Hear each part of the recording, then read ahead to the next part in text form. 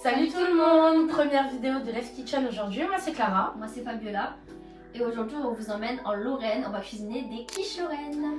Et pendant la recette, on va vous parler donc de l'histoire de la Lorraine et plus précisément donc de la Moselle et la vallée de la Fensch d'où on vient. Donc on va commencer par la pâte. On aura besoin de 250 g de farine, 125 g de beurre froid coupé en dés et d'une pincée de sel et de 5 centilitres d'eau.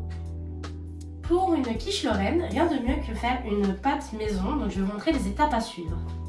Petite anecdote, le mot quiche vient de l'allemand couronne qui veut dire gâteau. Pour commencer avec un peu d'histoire, la Lorraine est l'héritage du traité de Verdun de 843, donc le fils de Clovis, Lothaire II, est le premier roi des Francs. Il a hérité de la Lorraine à cette époque. Pour revenir à la recette, Clara a mélangé la farine, le beurre et le sel afin d'obtenir une texture sableuse. Je vais rajouter petit à petit 5 centilitres d'eau dans ma pâte pendant que Fabiola continue l'histoire de la Lorraine. Donc en 1871, le traité de Francfort a été signé. Donc une partie de la Moselle et de l'Alsace furent annexées au Reichsland, qui est un département de l'Empire germanique. En 1818, les Français ont le choix entre la France et l'Allemagne. Donc 20 000 Mosellans quittent Metz pour devenir français, donc pour aller à Nancy. Lors de la Première Guerre mondiale, la Moselle est un vrai champ de bataille. Une majorité de Mosellans s'engagent pour l'Allemagne, tandis que 18 000 d'entre eux s'engagent pour la France.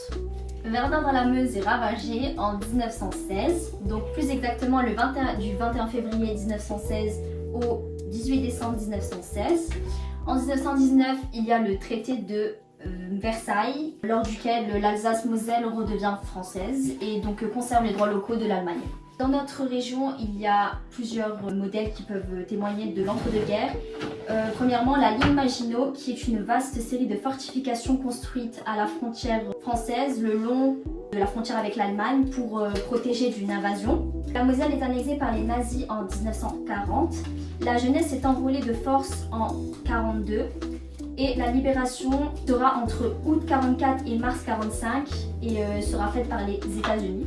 Lors de l'entre-deux-guerres, il y a aussi le chant des partisans qui a été créé par Joseph Kessel et Maurice Druon, qui est donc son neveu.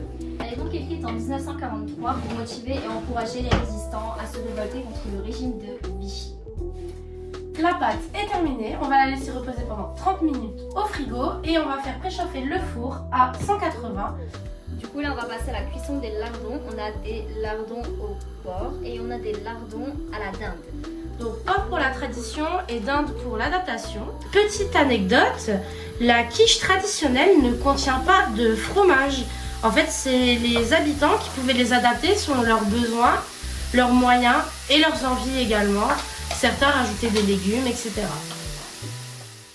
Ami, entends-tu le vol noir des corbeaux sur nos plaines?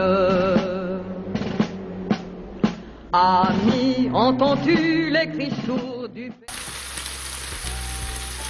Pour la suite de la recette, nous allons préparer donc l'appareil de la quiche lorraine. Pour cela, nous allons avoir besoin de 3 œufs, 20 centilitres de crème fraîche, 10 centilitres de lait, du poivre, optionnellement du fromage et ou de la muscade pour assaisonner un peu l'appareil. Pendant ce temps, je vais vous parler de la ville de Metz, donc plus précisément du centre Pompidou qui a été inauguré en 2010. Il a une architecture moderne et des expositions internationales. Son architecture est particulière avec de la pierre de Jaumont, donc du calcaire. C'est une pierre qui est extraite en Moselle au-dessus des mines de fer désaffectées. C'est une mosaïque de culture médiévale et gothique, comme la place Saint-Louis ou la cathédrale Saint-Étienne. Ensuite, je vais vous parler de la gare. Mais comment vous parler de la gare de Metz sans vous parler de Jean Moulin, qui est une figure emblématique, la figure emblématique de la résistance française. Il est décédé en 1943, tué par la Gestapo dans la gare. Il y a une statue à son effigie dans la gare pour lui rendre hommage. C'est la plus belle gare de France, elle a été élue 4 fois plus belle gare de France et de ce fait elle n'a plus le droit de se présenter. En 1975, elle a été élue comme monument historique. Pour continuer sur l'histoire de Metz, je vais vous parler d'une des plus grandes légendes de la ville qui est le graouli. Le graouli est un symbole de Metz qui est représenté sous forme de statues, de blasons, de fresques un peu partout dans la ville. L'histoire du graouli vient en fait de Saint Clément qui est venu à Metz pour bannir le graouli avec sa croix, ce qui symbolise en fait la victoire du christianisme face au paganisme, tout ce qui est les autres religions en dehors de la religion juive et chrétienne. On va passer donc à la cathédrale de Metz, qui est surnommée la lanterne du bon Dieu, car elle possède une des plus grandes surfaces gothiques d'Europe, de 6500 mètres carrés de vitraux. La construction a démarré au XVIIIe siècle et s'est étalée en fait sur plusieurs siècles et plusieurs époques. Par exemple, les vitraux viennent de plusieurs époques, donc du Moyen-Âge jusqu'à l'époque moderne. Il y a 41 mètres de voûte comme la cathédrale Notre-Dame de Paris. Et il y a un lien spécifique entre la cathédrale et la légende du graouli, car il y a des statues en fait du graouli qui sont inscrites sur la cathédrale, on pourra les voir. Pour cette avant-dernière étape, il ne reste plus qu'à foncer et garnir nos mini-quiches, dans ces petits moules, pendant que Fabiola va vous raconter l'histoire de la vallée de la Fensch. Donc, la vallée de la Fensch, plus communément appelée la Cité des Anges. On a plusieurs villes dans notre vallée qui finissent par le mot ange, comme Hayange, Florange et Abondange. Elle est façonnée par la sidérurgie. Les hauts fourneaux du Cange, de Flange et d'Hayange produisaient de l'acier qui ont servi à la France et à l'Europe. Il y avait des usines de sidérurgie et des mines dans chaque ville du bassin lorrain, comme Knutange, Algrange, Thionville, Fontoy, Rochonville, Boulange, mais aussi au-delà de la Fensch, comme Moyeuvre dans l'Orne, Forbach, qui faisait du charbon, dans le bassin Houillet, et Longwy et Villerue. Donc on va vous afficher des anciennes affiches industrielles pour motiver les ouvriers à venir fièrement contribuer à la production de l'acier. Alors on a plusieurs exemples de musées qui témoignent en fait de la sidérurgie de notre vallée, comme le musée des mines à Homès, à Neufchef, et on a la Sainte-Barbe, la fête de la Sainte-Barbe, qui est très fêtée en hommage en fait au travail des mineurs.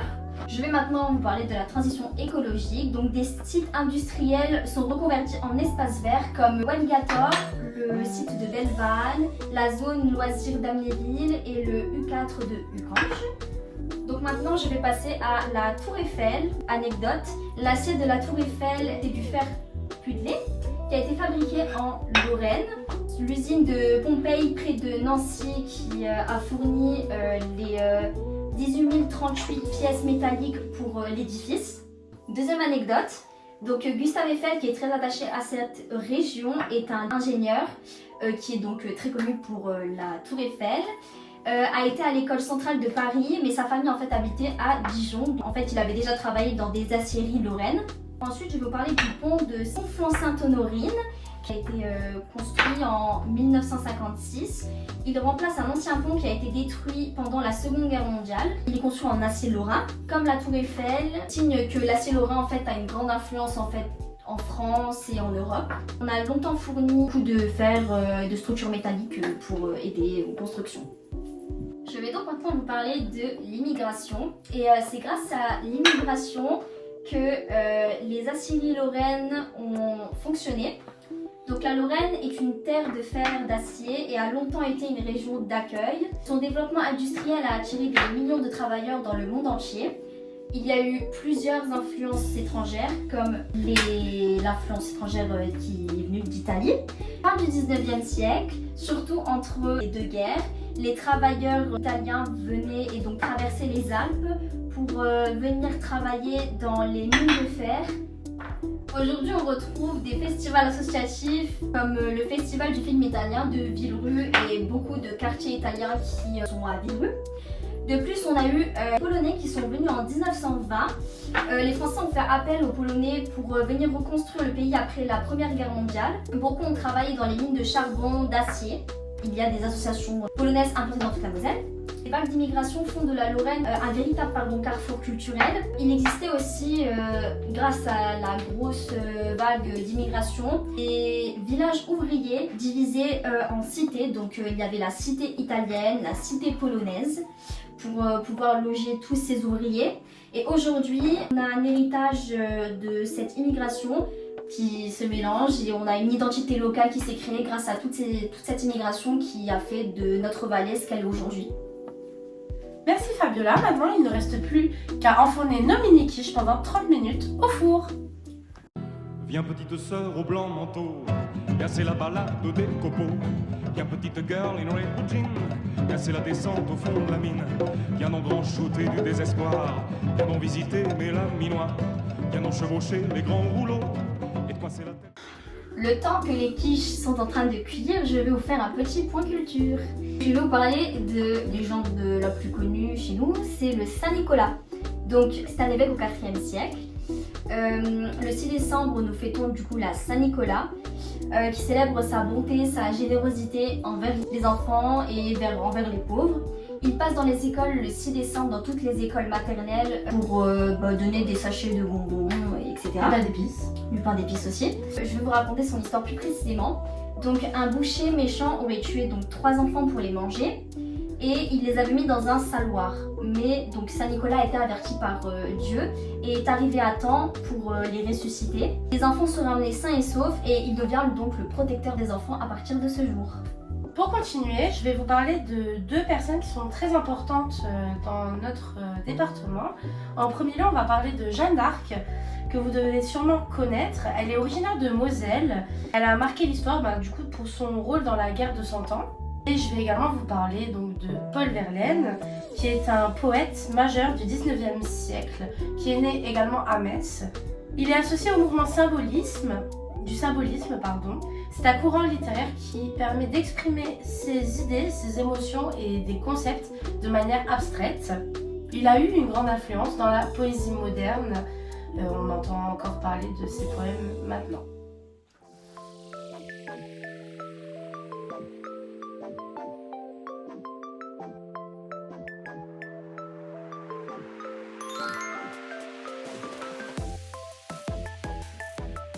Et voilà, nos mini-quiches sont prêtes, il ne reste plus qu'à déguster.